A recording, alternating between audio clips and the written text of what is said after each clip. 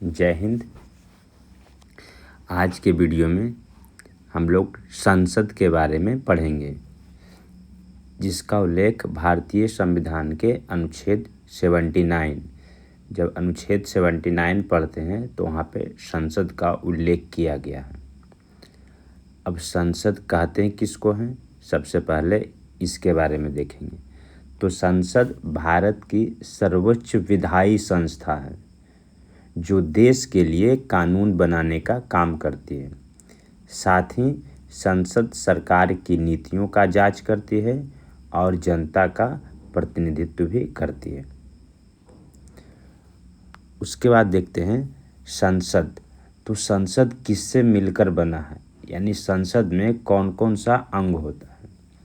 तो भारतीय संसद में देखते हैं तो भारतीय संसद का 3 अंग है। पहला है लोकसभा, जिसको हाउस ऑफ द पीपल कहा जाता है। दूसरा है राज्यसभा, जिसको काउंसिल ऑफ स्टेट्स बोलते थे। और तीसरा है राष्ट्रपति। यही तीनों संसद के अंग हैं। फिर एक प्रश्न बनता है कि संसद के सदन कितने हैं, यानी संसद में कितने सदन हैं।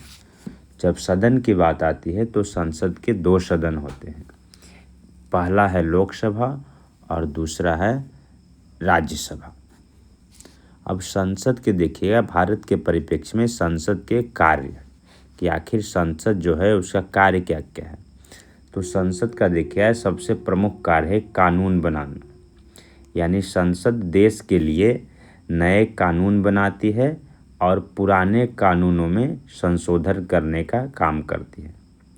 उसके बाद देखते हैं संसद का जो अगला कार्य है वो है सरकार की जवाबदेही तय करना, यानी सांसद जो उसमें रहते हैं प्रश्न पूछकर, चर्चा करके और प्रस्ताव लाकर सरकार के कार्यों की जांच करते हैं। तीसरा कार्य होता है संसद का बजट पारित करना। सरकार द्वारा प्रस्तुत बजट को संसद की मंजूरी मिलना आवश्यक होता है। चौथा है जनता का प्रतिनिधित्व। संसद में जो सांसद रहते हैं, सांसद अपने अपने निर्वाचन क्षेत्रों की समस्याएं और आवश्यकताएं संसद में उठाते हैं। और सबसे जो अंतिम कार्य है सरकार बनाना और हटाना। इसमें देखते हैं लोकसभा में बहुमत रखने वाला दल सरकार बनाता है और अविश्वास प्रस्ताव से सरकार को हटाया जा सकता है। ये था संसद का कार्य। अब जब संसद का संरचना पढ़ते हैं या फिर संसद के अंग पढ़ते हैं तो वहाँ पे पढ़ते हैं संसद के 3 अंग, राष्ट्रपति, राज्यसभा और लोकसभा। सबसे पहले हम लोग राज्यसभा के बारे में देखते हैं। राज्यसभा का उल्लेख भारतीय संविधान के अनुच्छेद 80 में है। राज्यसभा को अस्थायी सदन कहा जाता है क्योंकि ये राज्यसभा जो है वो कभी भी भंग नहीं होता, इसका विघटन नहीं हो सकता है। इसी कारण इसे अस्थायी सदन या इसी को उच्च सदन कहते हैं। उसके बाद देखते हैं जो राज्यसभा होता है, राज्यसभा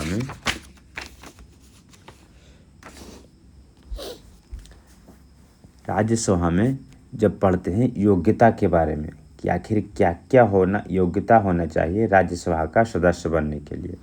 तो वहाँ पे देखिएगा जो योग्यता है, सबसे पहले योग्यता होना चाहिए कि कम से कम 30 वर्ष की आयु होनी चाहिए।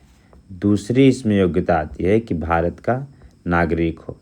तीसरी इसकी योग्यता है पागल या दिवालिया न हो। और चौथी योग्यता हो किसी भी लाभ के पद पर न हो। आगे देखते हैं, आगे जब पढ़ते हैं तो पढ़ना है राज्यसभा में कितने सदस्य होते हैं। तो राज्यसभा में देखिएगा अगर कुल सदस्य की बात करें या फिर अधिकतम सदस्य, राज्यसभा में अधिकतम कितने सदस्य हो सकते हैं। जब अधिकतम की बात आती है तो राज्यसभा में अधिकतम 250 सदस्य होते हैं। लेकिन अगर प्रश्न रहे कि राज्यसभा में वर्तमान समय में सदस्यों की संख्या कितनी है, तो राज्यसभा में देखते हैं वर्तमान समय में सदस्यों की संख्या है 245 यानी 245। अब 245 में भी देखते हैं, इसको दो भागों में बांटा गया है। एक होता है निर्वाचित सदस्य और एक होता है मनोनीत सदस्य। राज्यसभा में 12 सदस्यों को साहित्य, कला, विज्ञान, खेल आदि के क्षेत्रों से राष्ट्रपति के द्वारा मनोनयन किया जाता है। यानी राष्ट्रपति के द्वारा 12 सदस्यों को मनोनीत किया जाता है और 233 सदस्यों का चुनाव किया जाता है। और जो राज्यसभा में सदस्य चुने जाते हैं उनका चुनाव प्रत्यक्ष रूप से नहीं होता है, उनका चुनाव अप्रत्यक्ष रूप से होता है। यही कारण है कि इसे अप्रत्यक्ष सदन भी कहा जाता है। अब अप्रत्यक्ष और प्रत्यक्ष चुनाव क्या है? तो प्रत्यक्ष चुनाव वैसा चुनाव को कहते हैं जिसमें जनता स्वयं वोट डालती है। जहाँ पे आम जनता जाकर स्वयं अपना वोट डालती है, वैसे चुनाव को प्रत्यक्ष चुनाव कहा जाता है। लेकिन अगर कहीं पे जनता द्वारा चुने गए प्रतिनिधि जाकर वोटिंग करते हैं तो ऐसा चुनाव को अप्रत्यक्ष चुनाव कहा जाता है। जैसे राष्ट्रपति का चुनाव होता है तो वो भी अप्रत्यक्ष चुनाव है, उपराष्ट्रपति का चुनाव होगा वो भी अप्रत्यक्ष चुनाव है, राज्यसभा के सदस्यों का चुनाव होगा तो वहाँ पे भी अप्रत्यक्ष चुनाव किया जाता है। अब उसके बाद देखते हैं, राज्यसभा को पहले राज्यसभा नहीं नाम दिया गया था। जब इसका चुनाव हुआ था, देखिएगा राज्यसभा का गठन जो हुआ था 3 अप्रैल 1952 को, और राज्यसभा की जो पहली बैठक हुई थी 13 मई 1952 में। उस समय राज्यसभा का नाम काउंसिल ऑफ स्टेट था, परंतु देखिएगा 23 अगस्त 1954 ईस्वी को इसका नाम में परिवर्तन किया गया और काउंसिल ऑफ स्टेट के नाम को हटाकर वहाँ पे राज्यसभा कर दिया गया और मौजूदा वक्त में भी इसका नाम राज्यसभा ही है।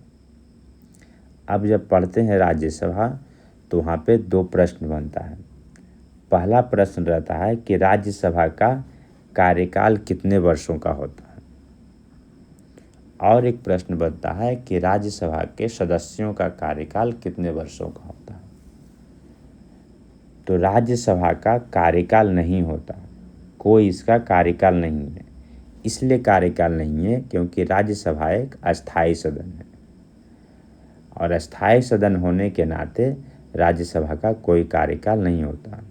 लेकिन अगर प्रश्न रहे कि राज्यसभा के सदस्यों का कार्यकाल कितने वर्षों का होता है, तब वहाँ पे राज्यसभा के सदस्यों का कार्यकाल देखते हैं 6 वर्षों का होता है। यानी एक सदस्य 6 वर्षों तक, अगर एक बार चुनाव हो गया तो उनका कार्यकाल 6 वर्षों तक रहता है। अब राज्यसभा में देखते हैं प्रत्येक 2 वर्ष पर 1/3 सदस्यों का निर्वाचन किया जाता है। उसी प्रकार से यही क्रम इसका चलते रहता है। अब जब देखते हैं मनोनीत सदस्य, तो राज्यसभा में जो मनोनीत सदस्य को मनोनयन करने का अधिकार राष्ट्रपति को दिया गया है। और इसका उल्लेख कहाँ है? तो इसका उल्लेख अनुच्छेद 80 का क में है, क्योंकि अनुच्छेद जब 80 पढ़ते हैं, 3 अनुच्छेद लगातार है, एक है 79, एक है 80 और दूसरा है 81। जब 79 पढ़ते हैं तो वहाँ पे संसद के बारे में चर्चा किया गया है, अनुच्छेद 80 पढ़ते हैं तो वहाँ पे राज्यसभा के बारे में चर्चा है, और अनुच्छेद 81 पढ़ते हैं तो लोकसभा के बारे में चर्चा है।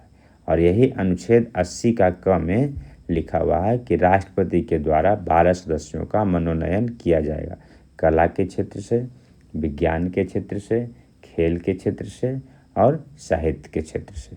और जो भी मनोनीत सदस्य होंगे इनका भी कार्यकाल 6 वर्षों का होगा।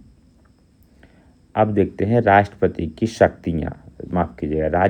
की शक्तियाँ की आखिर कौन कौन सी शक्ति राज्यसभा को दी गई है। तो सबसे पहले जो इसमें शक्तियाँ आती हैं वो उपराष्ट्रपति से संबंधित है। उपराष्ट्रपति को हटाने के लिए जो प्रक्रिया चलाया गया है उस प्रक्रिया की शुरुआत राज्यसभा से ही की जाती है। ये राज्यसभा की विशिष्ट शक्तियाँ हैं। दूसरा इसमें देखते हैं अनुच्छेद 149 के तहत राज्य सूची के विषय पर कानून बनाने का अधिकार राज्यसभा को है और लोकसभा को भी है, लेकिन दोनों मिलकर यह कानून 1 वर्षों के लिए बनाती है। फिर आता है अनुच्छेद 312 और अनुच्छेद 312 के तहत नई अखिल भारतीय सेवा के निर्माण का अधिकार राज्यसभा लोकसभा को देती है और दोनों मिलकर इस सेवा का सृजन करते हैं। यानी अखिल भारतीय सेवा के निर्माण में राज्यसभा की भूमिका अहम हो जाती है। अब एक टॉपिक है राज्यसभा की कमजोरी, आखिर किस विषय पर राज्यसभा शक्तिहीन है। तो वहाँ पे देखते हैं धन विधेयक के मामले में राज्यसभा शक्तिहीन हो जाती है। धन विधेयक जब भी पेश होगा तो धन विधेयक हमेशा लोकसभा में पेश होता है और धन विधेयक लोकसभा से पारित होने के बाद राज्यसभा के पास आता है।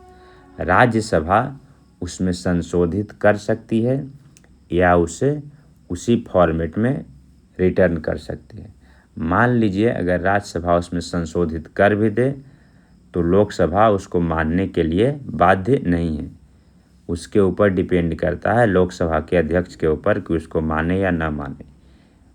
मान लिया कभी कंडीशन ऐसा हो जाए कि लोकसभा धन विधेयक को पास करके राज्यसभा में भेज दे और राज्यसभा उसे न तो रिटर्न करे और न तो उस पर कोई सुझाव दे। उस कंडीशन में 14 दिन के भीतर यानी 14 दिन तक अगर राज्यसभा कोई सुझाव नहीं दिया या फिर जो भी उसके पास दस्तावेज गया था उसको नहीं वापस लौटाया तो लोकसभा 14 दिन के भीतर उसे अपने आप पारित मान लेती है।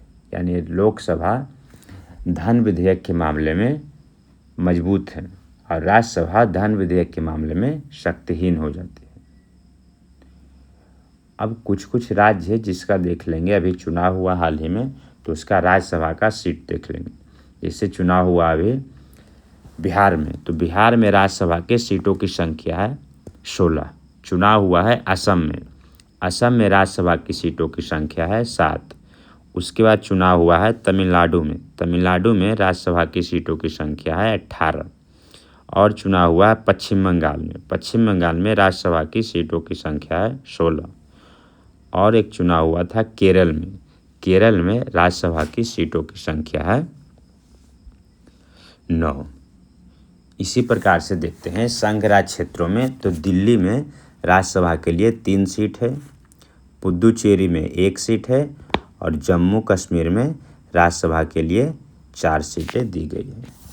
तो यही था राज्यसभा, संसद का एक भाग था, अंग था, जिसको कंप्लीट कर लिए। अगले वीडियो में हम लोकसभा के बारे में पढ़ेंगे। इसमें उतना ही।